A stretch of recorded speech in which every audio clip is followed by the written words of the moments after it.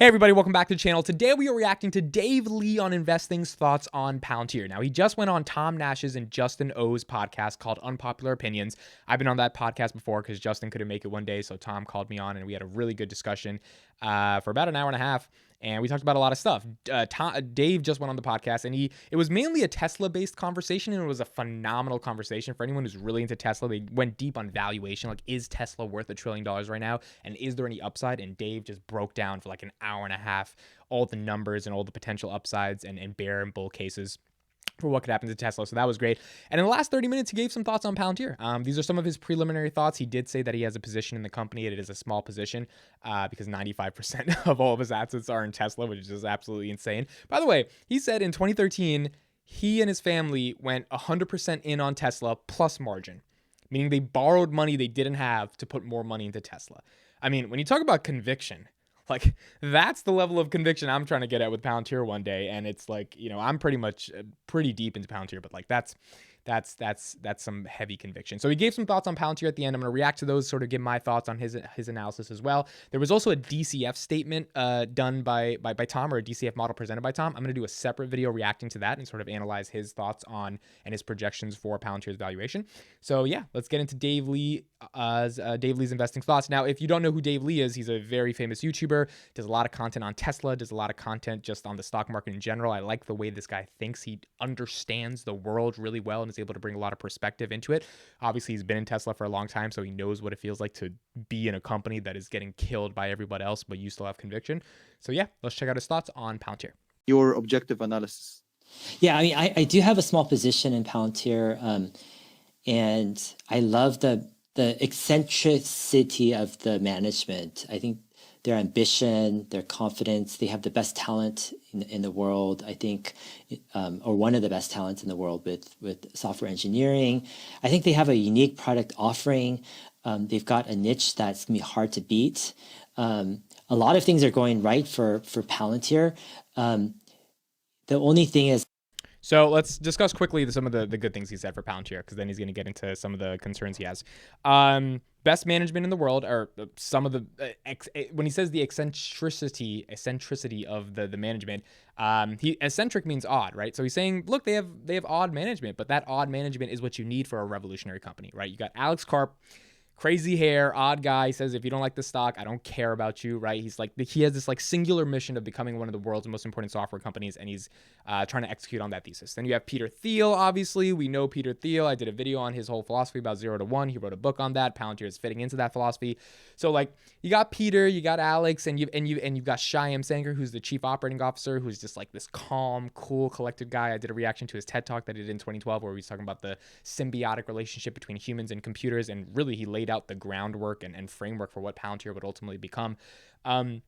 I think the company's going places, and I think Dave brings up a good point that the management team of the company is leading the company in the right direction, and there would have to be something really bad that happens in management for investors to not trust management anymore. You know, you have some companies where you don't trust management, like Nikola and with Trevor Milton. Like, there are some companies that you don't trust the management, and they give you reasons not to trust the management, and Palantir is not one of those companies. Additionally, he said talent, right? They do have some of the best talent in the world. Getting a job at Palantir is difficult. Like, if you look it up on Reddit boards and read about the interview process, it's not easy. Like, getting a job at Google, Facebook, Amazon is hard, but it's less hard because they just hire so many people and they need so much talent. Palantir doesn't hire that many people, so the talent they bring has to be phenomenal, software engineers. And getting a job as a software engineer at Palantir is difficult because they're a very secretive company. Like, you don't get to talk about it too much, and to get a job there, you got to be the best of the best, because you're going to get a lot of stock that also, guarantees that you're the best of the best, which is the nature of the stock-based compensation. So some good positives there. it's like there's two things. One is I don't use the product on a daily basis myself. So it's hard for me to put it into the same category of an early Apple or an early Tesla, and it's harder to monitor that, like what are the issues and what are the challenges. And it's not natural for me to talk with all the people using it, right? So it's a little bit of a distance. So that, it's kind of like a company in China. It's like, yeah, I'll invest in some, but it's like I don't monitor. I don't know the people using, Billy or Neo or Xpeng or whatever, right? So I'm like limited. I'm handcuffed in some ways because I'm not like owning the product myself. So I mean that's a big thing. And the second thing is kind of. Okay, so that's a really good point, right? This was a good point that they brought up throughout the entirety of the podcast, where they were talking about Tesla's valuation, right? And one of Dave's biggest arguments was for a company to become a like multi-trillion-dollar company. We're talking about Apple, Google, etc., and obviously Tesla. You've got to have a consumer-facing product that the world can understand. It can revolutionize the hearts and minds of how consumers think about the world. It can motivate people to think differently. It can inspire people. So the iPhone unlocked God knows how many trillions of dollars of opportunity for the average everyday person.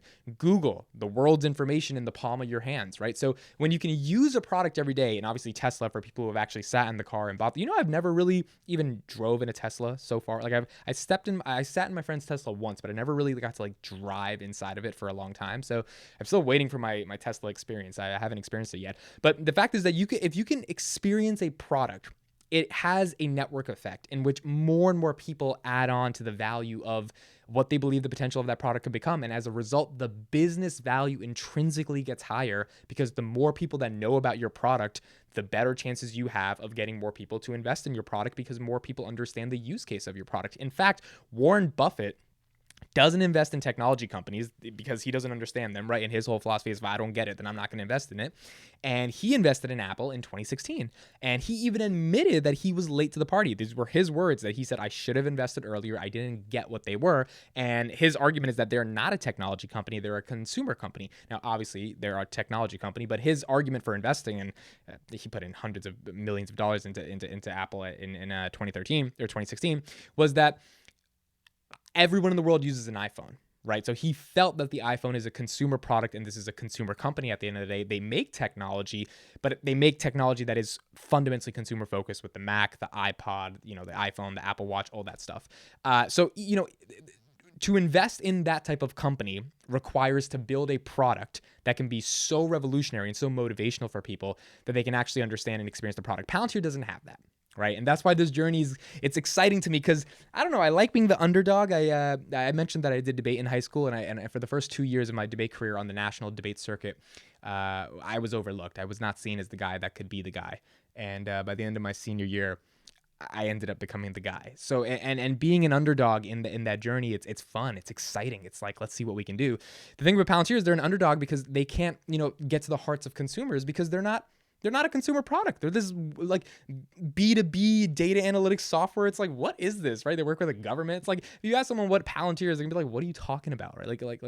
What are you saying, right? Until the average, like the reason Spotify is synonymous with music is because everyone in the world, or like at least 400 million people, right, monthly active users use Spotify for music. So like Spotify becomes synonymous with music. It's this consumer darling for music. Palantir doesn't have that yet, and I don't know if they will ever have some type of consumer product. And I personally don't think they're interested in that too much. I think they're interested in like how can we become the backbone of the world's enterprise from a data management perspective. So I think that's a very good point that Dave brings up. It's like if you can't touch the product, you can't feel the product. It's very difficult to just go all in on the product unless you've done enough research on the product. And I'm someone who's obviously done enough research, so I care about the product intimately, but I haven't been able to use it. And for most people, if you're not able to use it, it's a little bit harder to justify loving the product that much. Like this hyper growth, kind of what is the bull case? Like for example, with Bitcoin back in the day, you had this type of what happens if, everyone adopts it, it goes up 100x or something crazy, right? This asymmetric, like crazy return. And when I think of Palantir, it's kind of like, what is that, crazy, if Palantir is successful, right? What is this crazy return? And I know, Tom, you've talked about perhaps a potential B2C play, but I just haven't heard the management address that, talk about that much. And I haven't heard the management cast a vision for this crazy, like hyper growth play where it's like, their thing is 30% find growth over the next 5 years. That's fine, but it doesn't, it's not like Tesla is like Elon Musk says, hey, we're going to do the Model 3. This is going to like revolutionize climate change and, do this crazy, like I want to see something crazy, out of Alex Karp that really crystallizes, what Palantir is about. I think they have potential. Like, if they do some type of self-service product, if they go into, they have the bones to do something I think really interesting.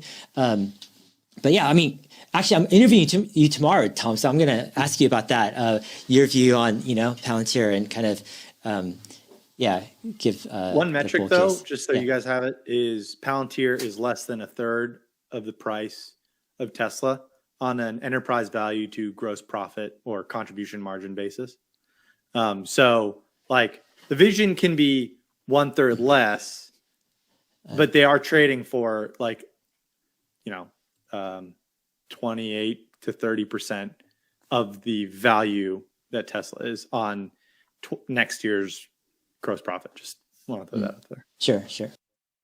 Yeah, so that's so first of all, shout out to Justin. Justin be throwing out all these technical big number terms because he's a finance dude. So I love those words, contribution margin, all that stuff. And they're not like crazy big words, but I love how he just throws them in there and he just like, sprinkles and dabbles those financy terms all throughout the video. Those are his main thoughts. Then they go into a DCF statement, and I'll do a separate video reacting to that. But he brings up a good point, right? Like, what is the revolutionary vision for Palantir? Because there's two ways you could think about it. Number one, there's the governmental sector, right? We want to protect Western values, Western freedoms, and like that's a pretty important thing. I mean, you talk about 1776 and freedoms, and the Revolutionary War. Like, it's a pretty unique ideal to feel that you as a company are protecting the world's greatest freedoms because you're protecting democracy, and democracy is obviously better than anything else, right? Like, as a society, we've progressed to the point where we kind of come to that conclusion, like, yes, democracy, good. So that's one argument to make. But Palantir is not going to go that route because eventually governmental revenue is not going to be 60% of the revenues, right? Like, it's not going to matter that much. Like, because like you're not going to become a really big company unless you attack the enterprise or like attack like commercial.